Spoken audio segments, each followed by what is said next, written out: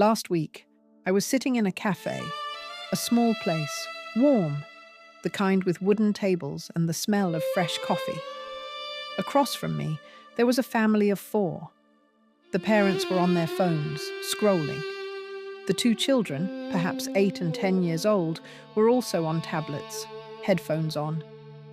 They sat together, yet they were miles apart. I watched them for nearly 20 minutes. In all that time, not a single word was exchanged, not a glance, not a smile.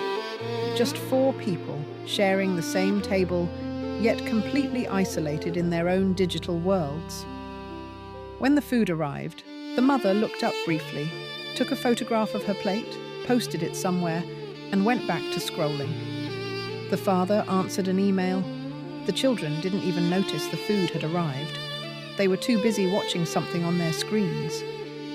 And I couldn't help but wonder, is this what connection looks like now? We've built spaceships capable of crossing space. We've broken the sound barrier, mapped the stars, and we already talk, quite naturally, about space tourism. But ironically, it's never been harder to cross the emotional abyss that separates us from the person sitting right next to us. Have you ever stopped to wonder why, with so much technology designed to connect us, we've never felt so profoundly alone? Welcome to Moments of Peace. Today, we're going to take the most challenging, the most frightening, and yet the most necessary journey of all. Not to the moon, not to another continent, but to the only place where the true answers live, your own inner self. Modern human beings are a fascinating contradiction. We are the creators of incredible technologies, discoverers of countless laws that govern the physical universe. Your phone screen brings you closer to places your ancestors never even dreamed of seeing. We can speak to someone on the other side of the globe in a matter of seconds. For us, it's been relatively easy to overcome the challenges of the material world. We have mastered the outside. Consider this for a moment. In your pocket, right now, you carry a device more powerful than the computers that sent astronauts to the moon. You have access to the entirety of human knowledge. Every book, every song, every piece of art, available at your fingertips. You can learn a new language, watch a sunset on the other side of the world, or reconnect with a childhood friend you haven't seen in decades. And yet, however, there is one fundamental law that we stubbornly ignore: the law of love. The only factor that truly brings about genuine, lasting happiness. We've conquered gravity, but we haven't managed to conquer the distance that isolates us within our own homes. Think about your routine for a moment. How many times have you felt miles away from your family, even while sitting in the exact same room, staring at different screens? The television is on, but no one is truly watching. Your partner is beside you, yet their attention is somewhere else entirely. Your children are in the next room, but you haven't really spoken to them in days. Not properly, not with presence.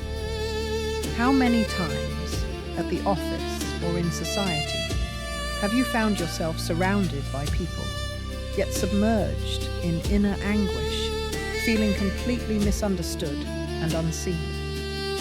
You attend meetings, exchange pleasantries, nod at the appropriate moments, but inside, there's a voice asking, does anyone here actually know me? Does anyone care? We've forgotten how to truly find one another, how to look someone in the eye and really see them, how to turn a stranger into a friend, and someone we disagree with into a collaborator. It seems that our outward journeys, whether physical or virtual, only isolate us further. In our free time, we seek shallow connections that quickly fade into forgetfulness or cold indifference. We scroll through endless feeds, looking at the highlight reels of other people's lives, comparing our behind-the-scenes reality to their carefully curated perfection. We see their holidays, their promotions, their seemingly perfect relationships. and we feel inadequate. We feel that our own lives, with all their messiness, their struggles, their ordinary moments, somehow don't measure up. But here's what we forget. Those highlight reels are not the full picture. Behind every perfect photograph, there's a story we don't see. The argument before the smiling selfie, the loneliness behind the successful career, the anxiety masked by the confident caption. And when loneliness strikes, what do? We browse the internet looking for someone to listen to us, protected by the shield of anonymity and, above all, without the commitment of a real connection. We join online communities, we share our thoughts with strangers, we find comfort in the temporary validation of a comment or a like. But these connections, while comforting in the moment, rarely sustain us. They're like fast food for the soul, filling for a moment, but leaving us hungry again soon after. We have hundreds, sometimes thousands of virtual friends, but when a moment of real pain arrives, when the tears fall in the middle of the night, how many of those connections can we actually call? We've created a society that lives on autopilot, a legion of people desperately seeking external validation, measuring their self-worth by the number of likes on a screen. Think about your own behavior. How often do you check your phone? Not because you're expecting something important, but out of habit? That unconscious reach, that momentary glance, it's become second nature. We do it while waiting for the bus, while standing in a queue, while sitting at the dinner table. We do it without thinking. And the result of this? An existential emptiness that echoes in our chests at the end of the day, when the screens finally go dark and we are left alone with our own thoughts. In those quiet moments, the questions we've been avoiding start to surface. Is this it? Is this all there is? What am I actually doing with my life? Some try to fill this void by seeking social triumph. They believe that peace and security can be achieved exclusively through acquiring material goods that are, deep down, perishable. They chase the next promotion, the bigger house, the newer car, convinced that happiness is just one purchase away. They work longer hours, sacrifice time with their families, compromise their health, all in pursuit of something that, once achieved, feels surprisingly empty. I've spoken to people who have reached the top of their careers, people with impressive titles, substantial incomes, beautiful homes. And do you know what many of them confess? That they still feel unfulfilled, that they thought reaching this point would bring peace, but instead, they found themselves asking, what now? Because by focusing only on what can be touched and bought, they forget to answer the call of love. Human history has shown us throughout the centuries that love is the only force capable of overcoming any obstacle and crossing all barriers of time and space. Think of the great figures in our history and their examples of conduct. Figures like Mother Teresa, Gandhi, Buddha, and Jesus himself, regardless of beliefs or religions, left an undeniable legacy. They didn't leave behind fortunes or empires built on stone.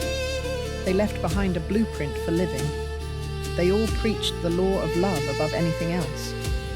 Mother Teresa didn't build her life on accumulating wealth. She owned almost nothing: a simple white sari, a pair of sandals, a rosary. And yet, she touched millions of lives. She walked through the streets of Calcutta, holding the hands of the dying, offering them dignity in their final moments. When asked about her work, she said something profound. Not all of us can do great things, but we can do small things with great love. Gandhi led a nation to independence not through weapons, but through the power of peaceful resistance. He understood that real change begins within. He lived simply, ate simply, dressed simply. His strength came not from external power, but from an unwavering commitment to truth and compassion. He proved that one person, grounded in love, could move empires. Buddha walked away from a life of royal privilege to seek the truth of human suffering. He sat beneath a tree, meditated, and discovered that the path to peace lies not in external pleasures, but in understanding the mind and cultivating compassion for all living beings. And Jesus, regardless of your personal beliefs, taught a radical message. Love your neighbor as yourself. Love your enemies. Forgive without limit. He showed that the greatest act is not conquering others, but serving them. That true strength is found in humility, not in power. They understood that love isn't just a romantic feeling. It is an active force. It is compassion in action. Love is the only force capable of fulfilling a human being from the inside out. Whether they possess great wealth or can barely afford a loaf of bread, we have to admit there is a deep abyss between who we are on the outside and who we are on the inside. Those who focus only on the outside conquer physical distances, hit targets, and accumulate titles. They build impressive resumes, but they don't find themselves. They don't resolve their inner pain. Instead of healing it, they avoid it. They mask it with busyness. They push it away, sweeping their own feelings under the carpet of a busy routine, hoping that if they just keep moving fast enough, their shadows won't catch up with them. I've known people who filled every hour of their day with activity, work, social events, hobbies, projects, anything to avoid the silence. Because in the silence, the questions emerge. In the silence, they might have to face themselves. And what is the price of this escape? Inevitably, a person becomes a victim of their own behavior.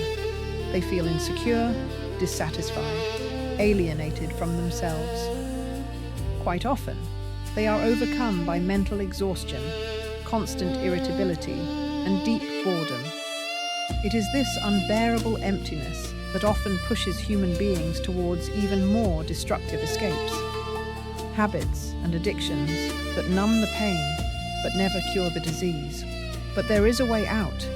It is urgent that we change our view on the purpose of life, so we can find the solutions where they have always been, inside ourselves. Facing so many uncertainties and anxieties, we are reaching a breaking point. Soon enough, we will have no other choice.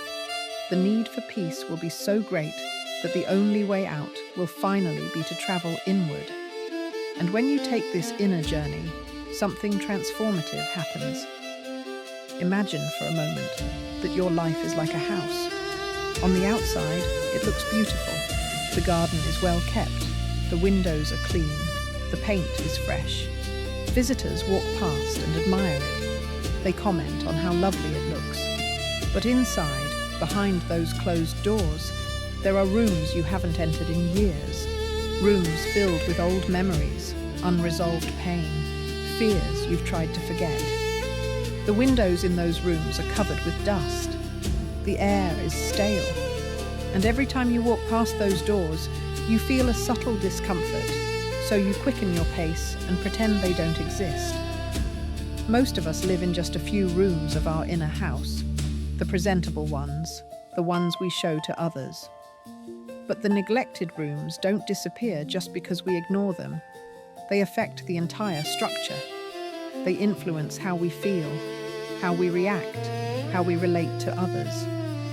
The journey inward is the courage to open those doors, to walk into those forgotten rooms, to let the light in, to clean the windows, to air out the old pain.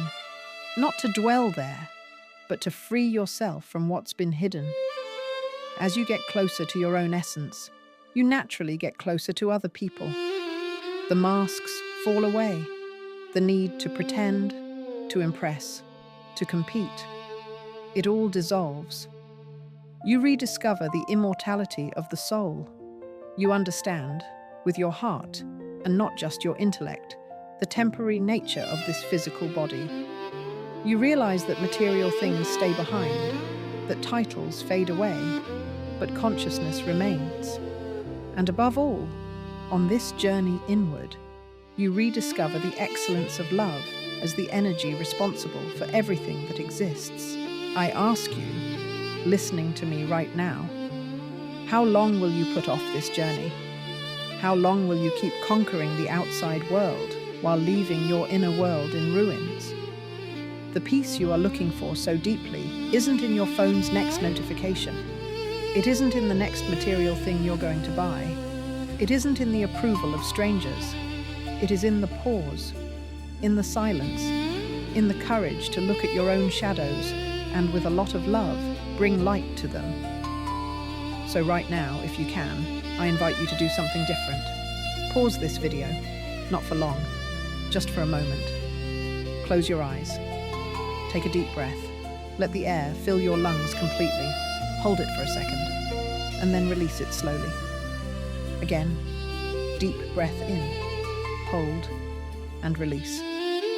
Now, in this moment of stillness, ask yourself one question, not with your mind, but with your heart. What is one room in my inner house that I've been avoiding? What is one feeling, one memory, one truth that I've been running from? You don't need to answer it now. You don't need to solve it. Just notice it. Just acknowledge that it's there. And when you're ready, open your eyes. Silence is where we meet ourselves. It is the only place where the noise of the world cannot reach us. When we learn to sit in silence, without distractions, we begin to hear the whispers of our own soul. Take a moment today to disconnect from the outside world. Close your eyes. Take a deep breath. Let go of the need to do, and just allow yourself to be. And simply feel the greater presence that lives within you. That is where real life happens. If this reflection has touched your heart and brought a little light to your day, I ask you to leave a like on this video. This helps Moments of Peace bring this message of awakening to more people who, just like us, are looking for meaning and inner peace. Don't forget to subscribe to the channel so we can continue this journey of self-discovery together. And to keep feeding your soul, click on the video appearing on your screen right now. I've prepared it with a lot of care for you. A peaceful hug to you, and until our next moment together.